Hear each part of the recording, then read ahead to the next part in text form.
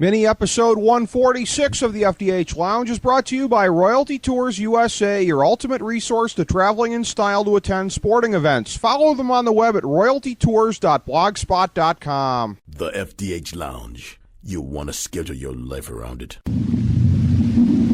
A long time ago, on a gloomy, wet Cleveland spring night, two men stand alone amidst the late-night drizzle.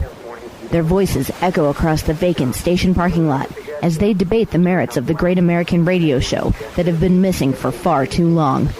On that night, an idea was born. That idea became the FDH Lounge.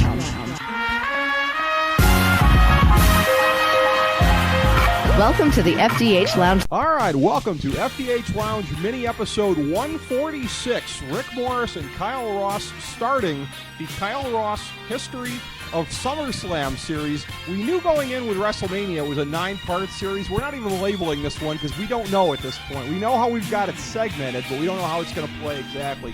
Rick Morris, Kyle Ross coming at you here. Kyle, this is going to be, again, probably not 16 hours, 20 minutes like WrestleMania was, the Ken Burns one. And my brother laughed when I told him about that because he said he could just see, like some shot of a Civil War general on the screen and hearing, I remember watching Ric Flair for the first time in Greenville, South Carolina. The only problem is now that we're doing this, which we knew was going to happen after the WrestleMania ones were over. Yeah. In October, here we go, Survivor Series. You know what I'm saying? But, everyone has still lived to tell the story after WrestleMania, and so now we're going to tell a new story about SummerSlam, and I think this should be good. It's not – people don't remember, I think, the matches and angles, and by design, they're not as big. Right. But it's still pretty interesting to go back and relive and talk about some of these great old matches and angles. It really did. As we were doing some of our show prep here and we were talking about this, there had been a couple of precursors to the first SummerSlam in 1988, the biggest one being the big event 2 years previously in August 1986 in Toronto at Exhibition Stadium. I think it was at least a kayfabe 68,000 people showing up to watch Hulk Hogan and Paul Orndorff in the main event of the show. Which was their big summer program. Yeah. I mean, their huge one. That was one of the biggest programs of the 80s that they ran. And you had that one there to a certain extent. And some of these were spring ones, some were summer. The Zbyszko San Martino one was summer. But the Shea shows in 1972, 76, and 80, warm weather outdoor shows, sort of the same kind of a deal here. So there had been a little bit of that. You pointed out to me WrestleFest in August of 88. June of 88. Yeah, or June. Before, I'm sorry, June. Yeah, Milwaukee's County Stadium. That drew a big crowd. Yeah, and that was right after they signed both Terry Taylor and Kurt Hennig. I think they had a match on the show. I think that they was do one early. Yeah, there was a lot of matches on that show. With the main event, it was the double main event. It was Savage and DiBiase, and then it was Hogan and Andre in a cage. Right. It was this was one of the few, if not the only show Hogan worked between WrestleMania and SummerSlam. I could be wrong on it, but it's certainly the only major show because he obviously took the majority of the summer off to film No Holds Barred. And as you pointed out about the main event, that was essentially, although that was at Milwaukee County Stadium, outdoor show, big setting, but essentially a glorified house show. I mean, I think they made a Coliseum home video about it, but it wasn't Same the with kind the of big thing event. where, but they weren't going on TV and talking about it the next week. No, it was just a well-attended house show. And now, obviously, when you put a show in a stadium of that size, you're not expecting, a Ring of Honor-sized crowd to show up. But to me, when you look at the time period, 1988, the previous year they'd introduced SummerSlam. Pay-per-view was starting to become Survivor Series. Pardon me, Survivor Series. Too many, S's here. Yes. And pay-per-view was becoming the way. WrestleMania 3, the closed circuit was big with the first couple WrestleManias. So, but pay-per-view, you could clearly see the way Vince had his way with the Survivor Series. 87 had destroyed Starrcade. As you know, that Starrcade would then run later in the year. In 1988, they booted Starrcade off Thanksgiving and moved it to, after Christmas. Right. A full month later.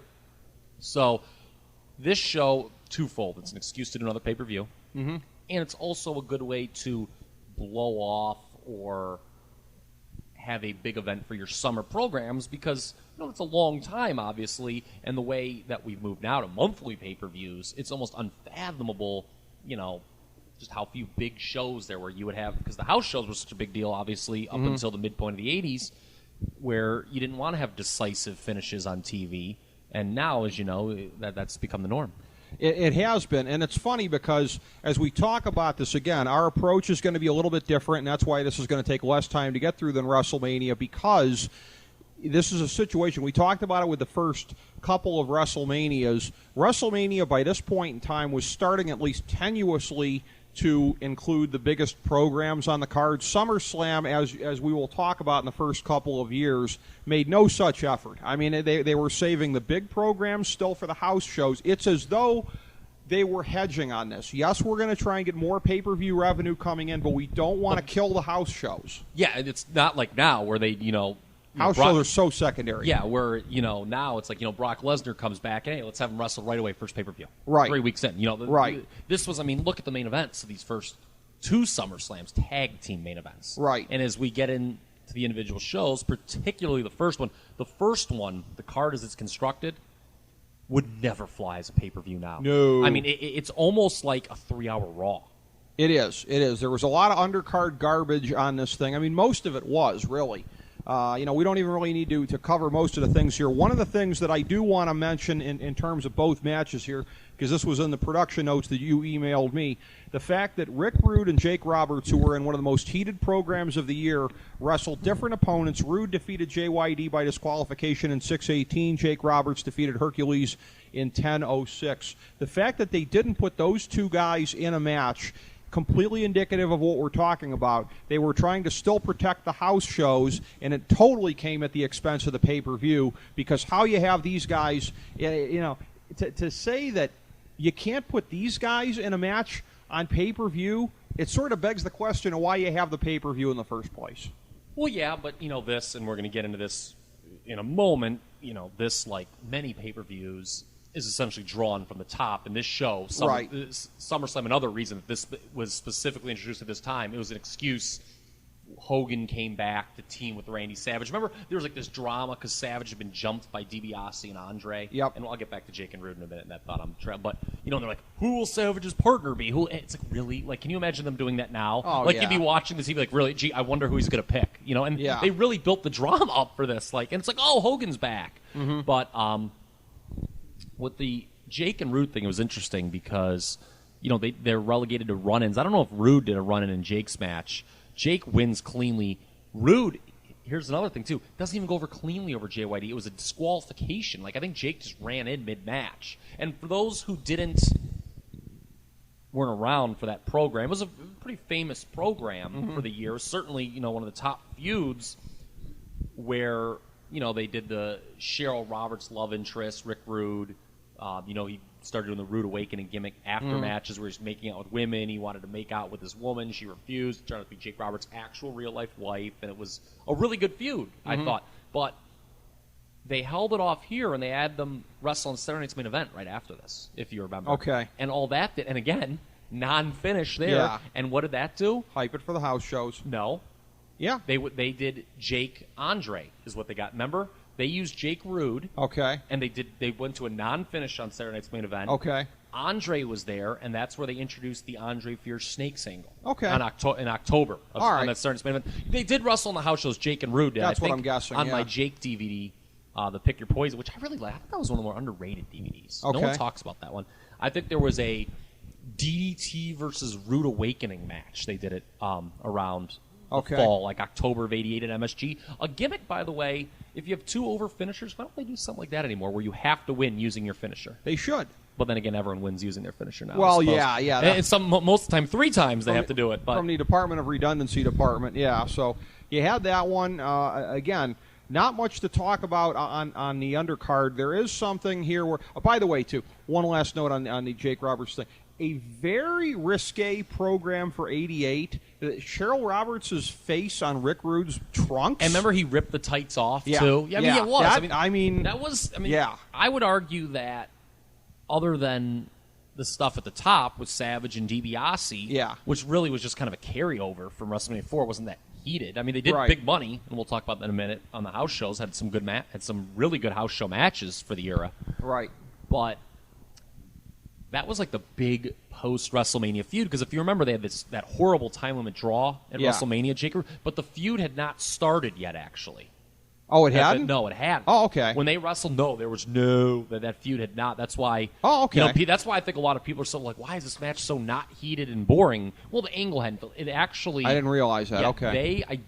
It may have been like the week after. They may have taped it. Okay. Already. But it did not air in syndication, the Cheryl Roberts angle, until a week or two after WrestleMania 4, and actually. if it doesn't air on TV yet, it doesn't count. So that's how Especially it goes. in this, pre-internet era, you get away with it. Couple notes here from the undercard. I just have to mention this 21st Century Media Alliance member, the Scout Ken Bex, inexplicably his favorite wrestlers of all time, making their pay-per-view debut with the WWF on this show. The Powers of Pain defeated the Bolsheviks. That was the start of their push in the promotion that year. So Ken Bex, I've already spent more time talking about the Powers of Pain than they deserve. That one's for you, buddy. Two things. One is to supplement. We should bring this up, Ricky. To supplement these podcasts, I will be providing additional commentary on your blog, as you know. The FDHLounge.blogspot.com, the same place you can find these shows, actually. Yes. That's synergy, my friend. Yes, exactly. And I'll be providing on some of the undercard matches that maybe we don't have the time for. Okay. But it's interesting here at the Powers of Pain that they were brought in as faces here, which did not work. Right. And remember they had Baron von Raschke. I mean, who thought that was a good idea? That was. It was goofy. It was weird. It's almost weird to watch them as faces. And it really is, because they weren't very practiced at it, to be sure. The only other thing here, too, I bring this up just largely for my own amusement. Another tag team match on here. I understand that there was no roll of quarters getting involved in this one. The British Bulldogs and the Fabulous Rougeaus right in the middle of their real-life feud. This was, I think, before. I think it was probably because before. I can't imagine. As a matter of fact, I'm almost positive. That was right before, because if you remember, it was a real red hot-button issue before the Survivor Series to the point that they changed the booking and got the Rougeaus out of the match early. Yeah. This was a weird match. We talk about house shows. In many ways, this match was like the opener of a house show with the tag teams going the full 20 minutes. Right. That was rare to go 20 minutes on any of these shows, wasn't it? I mean, on a pay-per-view, sure, yeah. This was short attention span theater, really. Yeah, I mean, on the house shows it was common. Okay. But you're right, on TV. Yeah, TV. No, this was kind of crazy and kind of a weird time period for both teams because it was before the feud, the real-life feud. And the Rougeaus had kind of sort of turned heel, but they hadn't teamed up with Jimmy Hart yet. And it was kind of, I think they may have jumped the Killer Bees on TV at one point. But regardless, they had not gone full-blown heel. The Bulldogs were clearly being shunted down the card and were gone, within a couple months anyway. Right. So kind of a weird, it was not as good as it could have been. Right. And by the way, folks, check that out on our YouTube channel. Jacques Rougeau breaking down the real-life match in the back. I believe it was in Fort Wayne, Indiana. Or some such, perhaps it was Terre Haute, who knows, against Tom Billington. And it wasn't Gary. There are much more brutal real-life feuds going on in Gary, Indiana. Yeah. But on the undercard, the one thing here, the only real other thing of note on this show, I think you could say, aside from the main event, you had the angle. They'd already run it on TV with Ron Bass and the Spurs. By the way, talk about things that were a little bit graphic for back in the 80s. It was a weak blade job, though. Yeah, but it was, when you're implying that a man is running spurs across a man's forehead and you're seeing a gusher, I mean, it might have been 0.4 on the Muda scale, but, it was still not bad, and it was sold pretty strongly by the announcers. So Beefcake out of the match. He was originally scheduled to challenge the Honky Tonk Man for the Intercontinental title. Yeah. And as a continuation from WrestleMania. Right, which one of the many notes of strange continuation between SummerSlam 88 and SummerSlam 90, dude would find himself yanked from the card in 90, but that was art. That was life. Beefcake. That was life imitating art with him going out there. It was, yeah. Same, you have a Demolition Heart Foundation tag title match on this show. Same as 90. Yeah, same as in 90. Yeah, weird continuity. Just on that one real quick, since there's not much worth saying about it, it was Demolition still getting their feet underneath them as tag team champions. Hart Foundation. Just turned face. Yeah. Again, this was weird time. Jimmy Hart wasn't he like advising Mr. Fuji and them as like revenge? Yeah, and it was Demolition was. It was they were kind of still trying to get them over as heels, despite the fact that everyone wanted to cheer them as fit, which is why they did the double turn with the Powers of Pain at Survivor Series. Right. But every Demolition finish, like those first couple months when they were champions as heels, was the same. They always used a foreign object to win. Yeah. It was like they were in a compromise, they were getting beaten, they used the foreign object, and the ref wasn't looking to win. Yeah. They did the exact same finish with the Bulldogs on the house shows for months. Exactly. And as far as the champions go, again, back to the Honky Tonk Man, the Intercontinental Champion, So you do the whole thing. He's out there in the ring. I'll take on anybody in the back. Ah! And then you hear the music. And a warrior comes out, comes down the aisle there. And it's one of those things. It was really funny because on the Ultimate Warrior burial DVD that they put out, which I saw, which I thought was pretty damn funny. But it's one of those things where in the course of the documentary, I'm not sure in the course of any of the documentaries, you see an entire match that they're referring to. You see the entire match because it's, like 29 seconds or whatever. And say what you will about the Warrior, this was very well done. I think this is the highlight of the show. This whole angle. Because you have to remember, in the pre-internet era, now it would be really easy to guess who they're going to do if they were going to hype. Because they had taken, now it was pretty late in the game when they had taken Beefcake off the card. Because if you remember back, it was kind of a curious decision because Beefcake had been feuding with Honky for months. Right. And they just did a thing, they did the angle with Ron Bass to, take the heat off the Beefcake Honky program. And there's this void, and with a couple weeks left, they're like, Honky's still going to defend the Intercontinental title. We just don't know against who. And, in today's, with the internet, in today's environment, everyone would be guessing. And with the Warrior not on the card, and as hot as he was getting at the time, people would guess that. And, of course, they would then frustrate everyone by not doing it and just pissing me off. But this made a lot of sense. It was the right guy at the right time in the right place, MSG. Mm-hmm. And in many ways, it was an appropriate end, I think, for the Honky Tonk Man title run, which we need to say had gone for 15 months at this point. He had won it in June of the previous summer from Ricky Steamboat. Yeah, 14 months.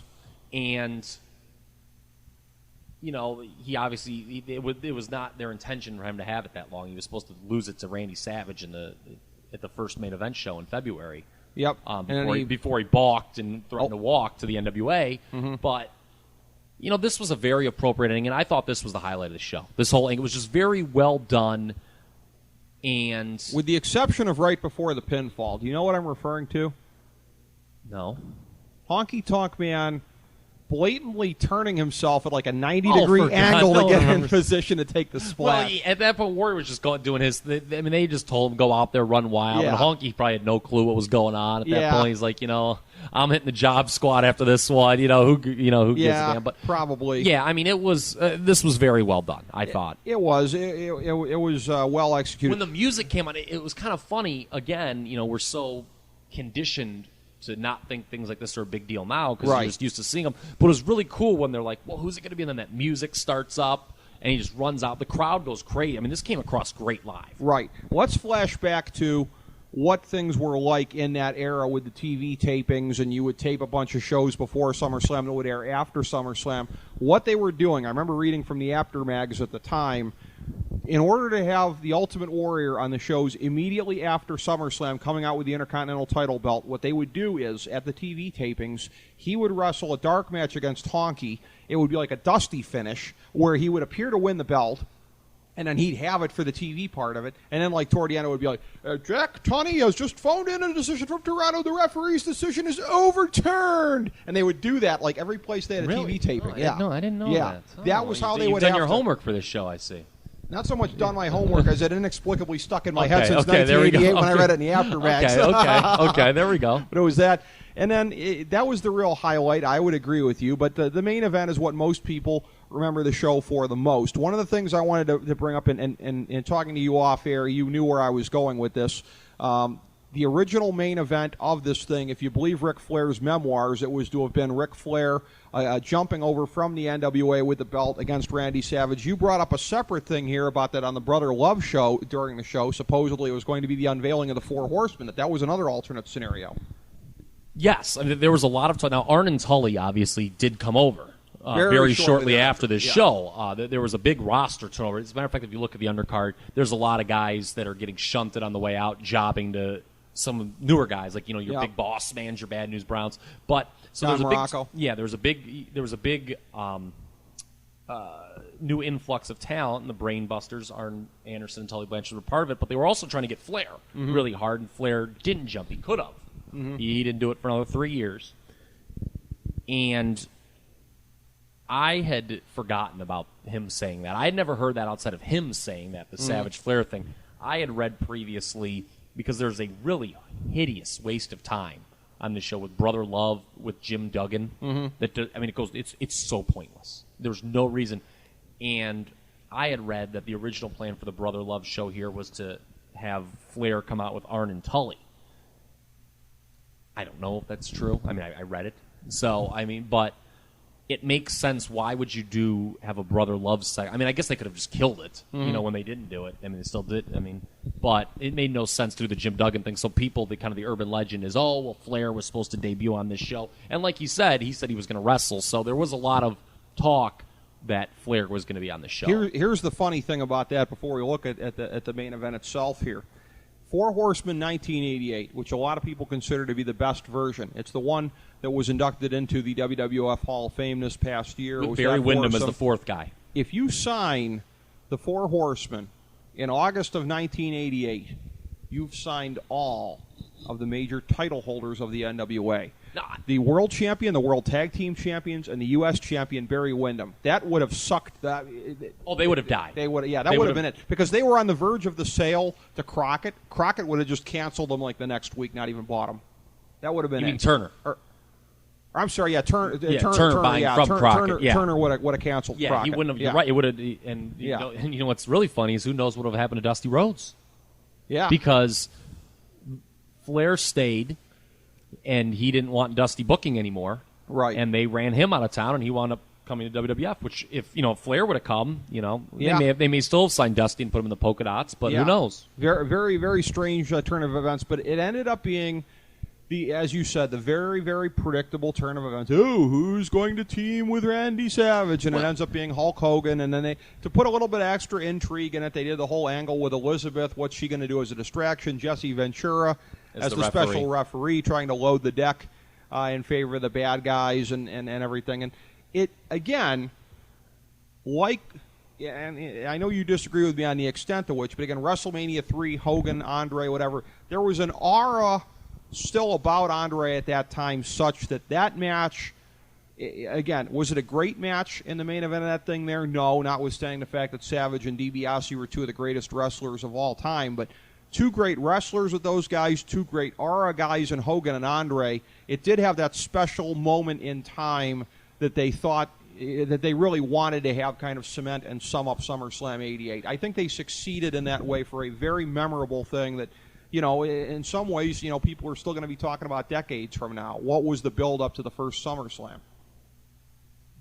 I would say, I thought in many ways the bloom was kind of off the Andre Rose, but because you talk about his aura. Once he loses at WrestleMania 3, that aura sort of takes a major hit, which is fine because you had to give it to Hogan. Never as strong, but he still had enough left to make it a special moment. But kind of after this, it was sort of downhill because again he goes that awful feud with Jake Roberts, that I hate so much. And, even DiBiase, this was kind of his last hurrah at the top of the card, too. He kind of got shunted down, did some stuff with Hercules after this, for God's sakes. Yeah.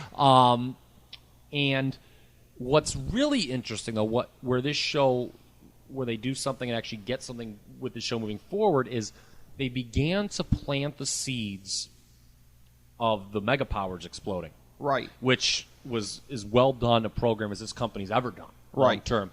Hogan came back. And by the way, Savage and DiBiase drew some good houses over the summer with some good Hoganless houses. People were very scared when Hogan went to film No Holds Barred that, oh God, the house shows are going to collapse without him. Mm-hmm. Savage and DiBiase did a very good job on top all summer. They had that great cage match, that I believe is on the Randy Savage DVD, one of the better house show matches of the 80s. But it got stale by late summer. They just milked it too much on the house shows. I believe there were diminishing returns in terms of crowds. Well, sure, of course. There always will be when you do that long. Because, WrestleMania to summer, that's 4 months. Yeah, they beat the crap out of it on the whole thing around the horn a few times. Yeah. And they did a lot of DQ finishes building up to the cage match and stuff.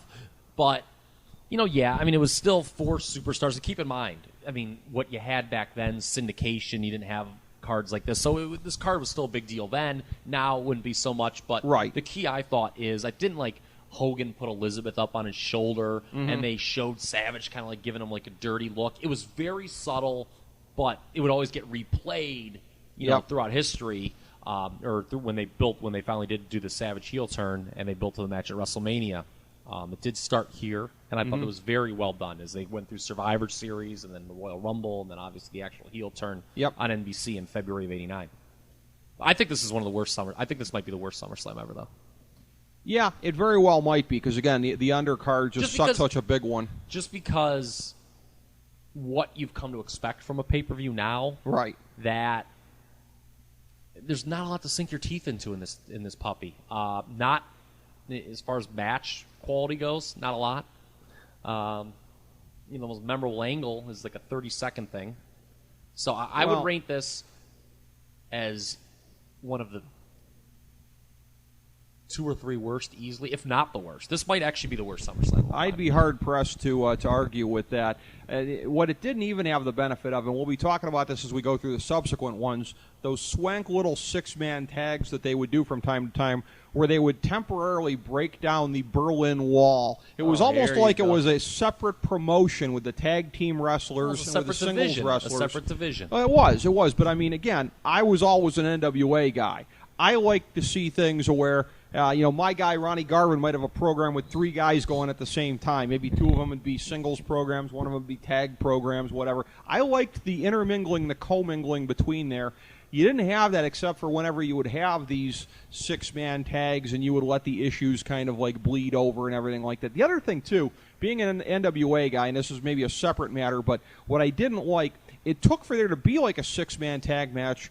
You hardly ever had, like, association even within a stable. As somebody who grew up with the 4 Horsemen and they were all like, when did Jimmy Hart's first family ever, or not, I guess they weren't the first family when they were there because you had the Heenan family, but Jimmy Hart's group, you didn't hardly ever have them doing much amongst themselves. The Heenan family. There was a little. There was a little. Here's like 5 separate guys who might as well be dressing in 5 separate dressing rooms that Bobby Heenan is managing. There was a few. I remember there were some 6- and 8-man tags on Wrestling Challenge. Just wasn't much continuity between the groups, though. Hart Foundation had they teamed up for a little bit. The big Mega Powers angle. There was some. I guess but there just wasn't as much as you would like. I'm using that to say that. Well, it's nothing like today where you constantly have guys out there and stuff. I mean, well, today the associations mean nothing. Even between brands, but. I'm just saying, 88 sucked because you didn't even have that like you would have at some of the subsequent ones here. So, I just think it's when you look at it, no good matches. There was no programs that were really blown off here. I think that when you look at 88, outside of the return of Hogan, which obviously was sufficient enough to do a pay-per-view, you just having Hulk Hogan come back for the first time in a couple months to wrestle on television, they thought was enough here, and it obviously was enough to justify an entire pay-per-view franchise, but other than that, there's not, in the Ultimate Warrior's memorable Intercontinental title win, there's just not a lot here. I think if you're a newer fan that didn't watch during this time period, you would get very bored with this show. Can we say also that, again, they approached the first SummerSlam like they did the first WrestleMania, where they just really coasted on the main event? The first WrestleMania, we talked about that. A glorified house show. Glorified house show, when there was a couple programs. There was a couple programs touched on, but you're right. That was basically a one-match show, and this was 2. And the one match, while it had 4 big names, and it's not great. It's not I've never heard anyone say, "Oh, you know what? I really want to have a hankering to watch right now is the Mega Powers versus the Mega Bucks." No one says that. No, nobody has that kind of nostalgia for it. But when we get to the next ones here, again, you would find a lot of the same stuff, but I know in '89 when we get to that, there are glimmers of. That's a good show. I think. They're, particularly the first half's a very good show. There are, and in our next mini episode here, I think we're going to be talking '89 and '90. So we'll be doing that. But meantime, you've been listening to Part 1A of the SummerSlam History Series here with Kyle Ross. As we bring the show to a close, we would like to extend our deepest gratitude to NBC, CBS, ABC, Fox, all Clear Channel affiliates, TNT, TBS, USA, UPN, Deadspin.com, YouTube.com, YTMND.com, MySpace.com, various blogs, Fox News, CNN, CNBC, MSNBC, IamBoard.com, Billboard.com, Google.com, ESPN, ESPN2, ESPN News, ESPN Classic, NBA TV, NFL Network, Sports Time Ohio, Ohio, Athlon Magazine, Comedy Central, Cartoon Network, The Boomerang Channel, QVC, BET, The Spice Channel, Steno Notebooks, Manwich, Papermate Office Supplies, waitresses, strippers, bartenders, garbage men, janitors, microwave popcorn, the writers of The Office, Scrubs, Entourage, My Name is Earl, Oz, Metalocalypse and the Boondocks, Aquafina, and the periodic table of elements.